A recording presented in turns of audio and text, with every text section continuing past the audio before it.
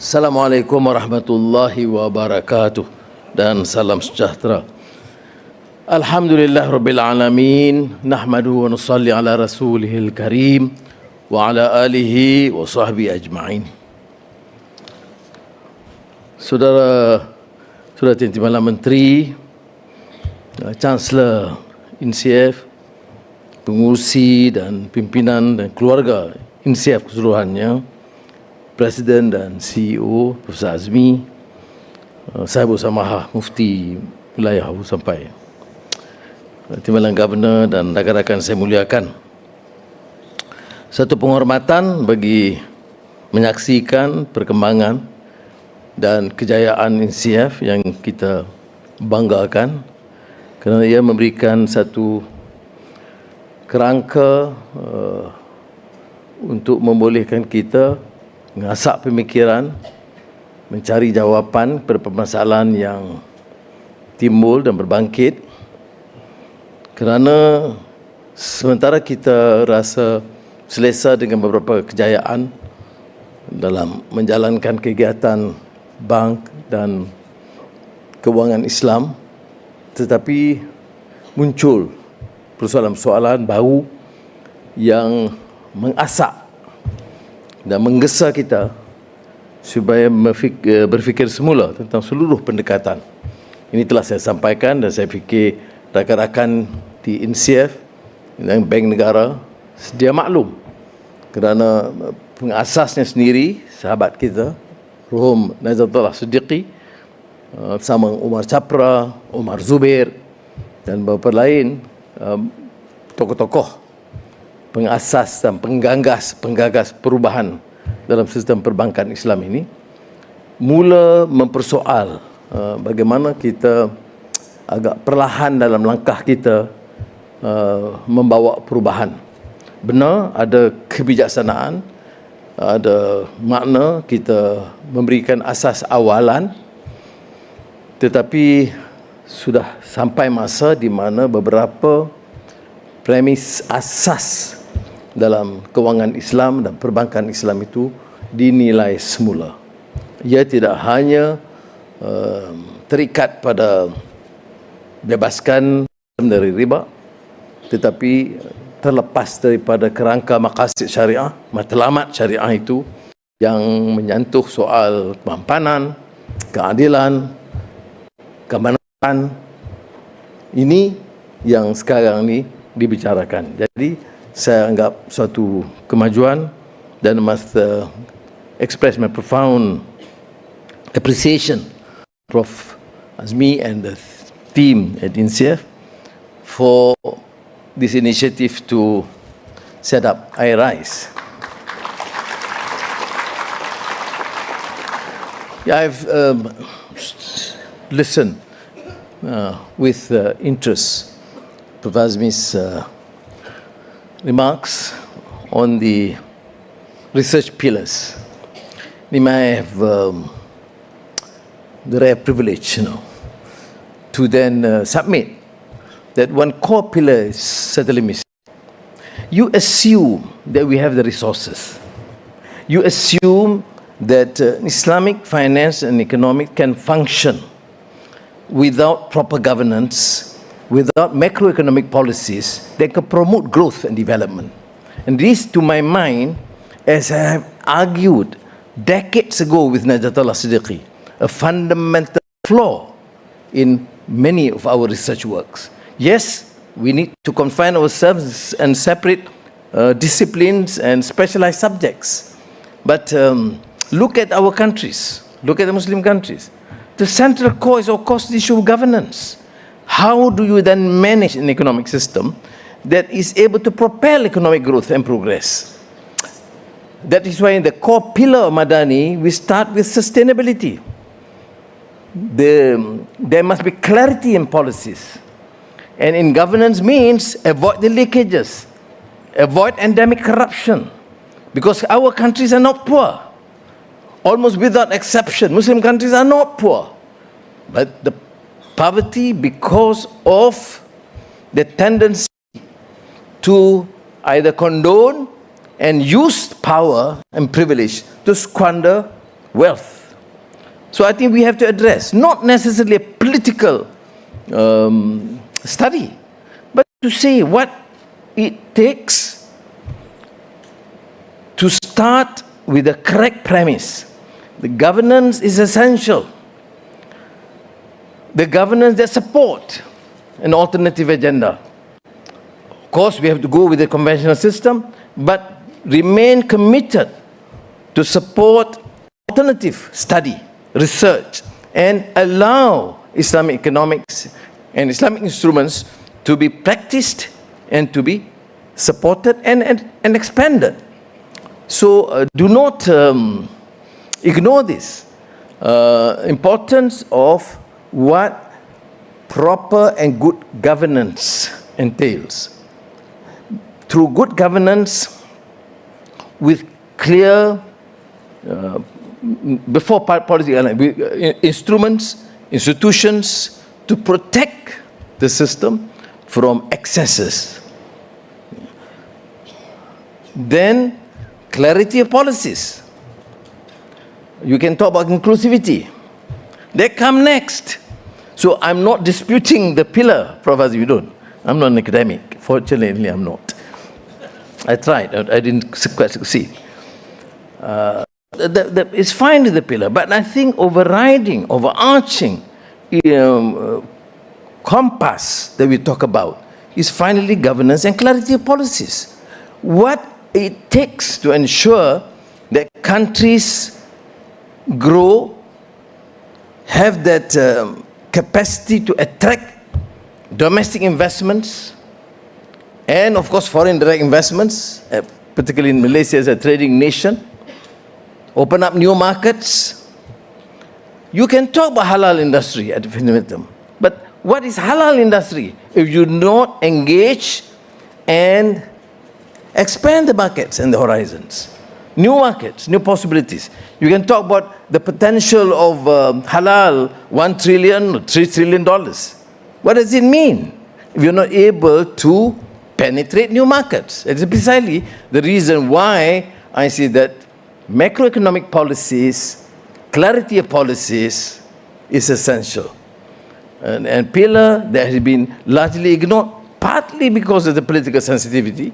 You think that probably governments would not tolerate and probably not support the enterprise. But I can assure you, we have promised 20 million, we have only paid 10 million. He didn't say it, he was polite enough. But I see all treasury are like that. They approve and then they take 6 months to approve the second tranche. Not as bad as Bank Negara, of course. Don't worry, we get it done. The Professor asked me. The first thing, I came in, a typical scholar, committed to his program, and with such passion. He didn't ask me, Anwar, have you had your lunch? Why are you look so much in a hurry? About your health? Tak ada. We have just only received 10 million. We are waiting with that.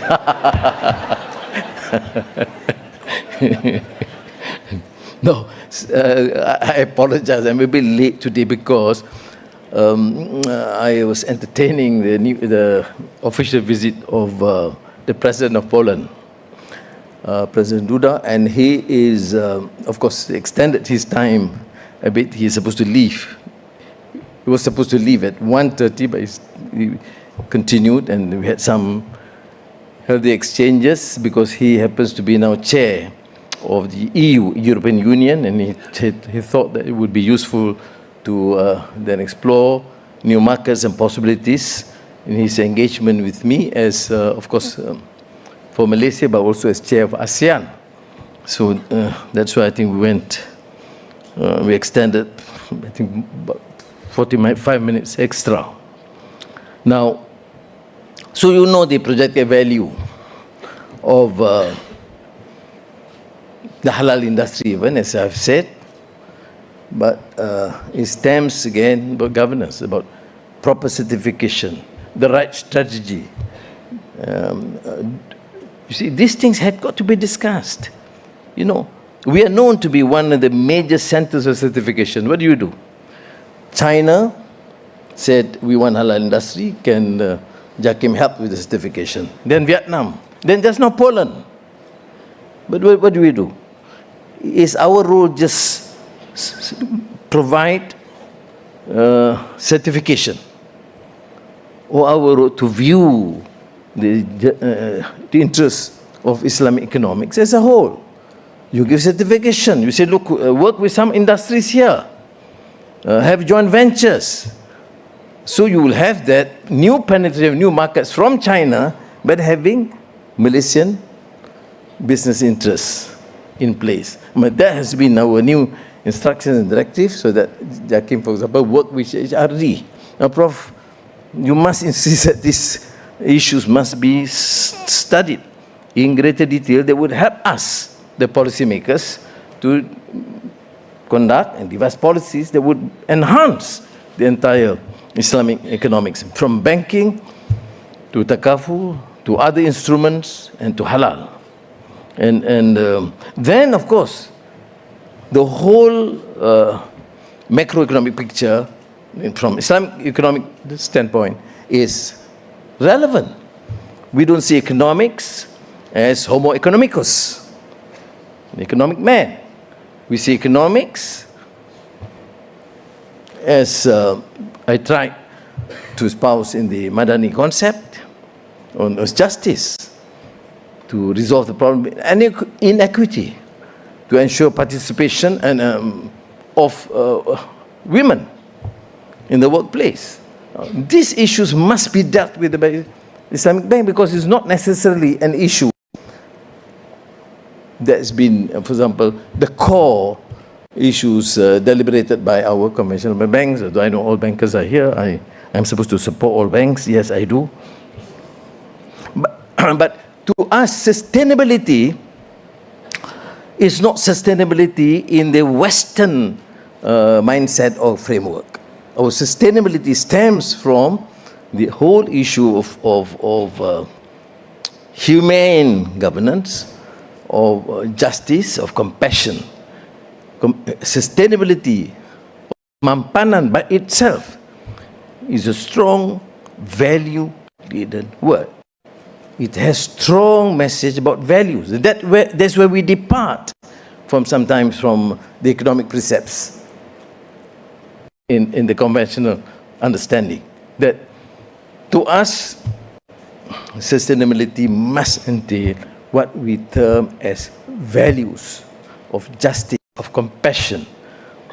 So we have to deal with the issue of abject poverty. I would certainly say that in terms of governance as a whole, would fail. We don't address these issues. Of course, climate is one. Gender participation is number two. Abject poverty, which must be addressed. And in the macroeconomic framework, the new technology. How do we ignore in CF, for example, governance that would focus on the need to drive the new talents on the issue of artificial intelligence, digital transformation, to energy transition? They are relevant. There's new subjects. It's just between conventional bank and Islamic bank and instruments anymore. So it has to be expanded. So don't worry, I'm not reading my text. I just thought of something else after listening to you just now. So I'm just sharing some of my concerns and impressing upon you that we should start with the core pillars. Yes, I don't think everyone should be talking about governance and anti-corruption, and no. But I think that policy, both the leaders and the corporate players and those who talk about Islamic finance and the financial instruments must be reminded that one of the major flaws in the issue of governance is not just that they're not Islamic in terms of Islamic instruments, but because they're blatantly corrupt and abuse of power. So I think we have to address this. Failures of countries not because, oh no, you fail because you don't follow the Sharia. That's what I learned in the 70s. But when you start reading and go and probe deeper into this, you realize, of course, it is our duty to understand the Sharia and try to apply. But the failure is, of course, basic human flaw of endemic corruption. Of course, if you ask me then, Anwar, now as Prime Minister, why not doing your utmost? Of course, I do it to the best of my capacity. Islah mastata'tu, keupayaan, but we have to move. Okay, there are some impatient ones say, no, move down. You can move down or you'll be thrown out tomorrow. So it has to be with wisdom. Bil hikmah means a lot, not only in how you profess, but how you act. Do you have these resources? Do you have the necessary support? Are you able to convince the ruling elite and the professional elites that this is a mission that must be supported by all? Okay. And what are the stages? Where do you begin? Can you just undertake this massive reform in a year or 2 years or 3 years? I don't know. I don't have all the answers. But what I know is there's no turning back. What I am certain is that every month and every year there must be some progression. Okay. For those who are impatient, who wants fast growth, I mean, they're of course blinded to the facts and the reality. Okay. Number one, if you talk about keadilan, we have 36 in Parliament. If you talk about Pakatan Harapan, we have 82 in Parliament. It's not even a simple majority. So there is a coalition that we work together. And we are fortunate because UMNO, Barisan Nasional, has now turned to be one of the core pillars committed to this reform and support. But you can't take things for granted because the process of negotiations, discussions, engagement is important.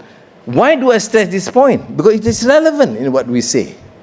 If we do not get that consensus between the key parties, including, of course, JPS and GRS, then how do you embark and support this sort of alternative programs like the in CF and now IRISE, and of course the alternative Islamic banks? I don't know whether it seems to be relevant. Like if it's not relevant, doesn't matter.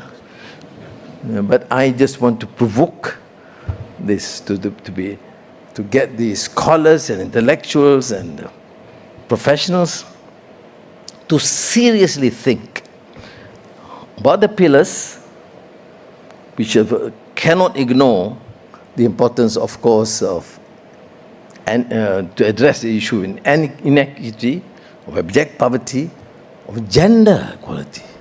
You see, Malaysia is quite fortunate, but at least you have some recognition. But this is not the case. This is not the norm in Muslim countries.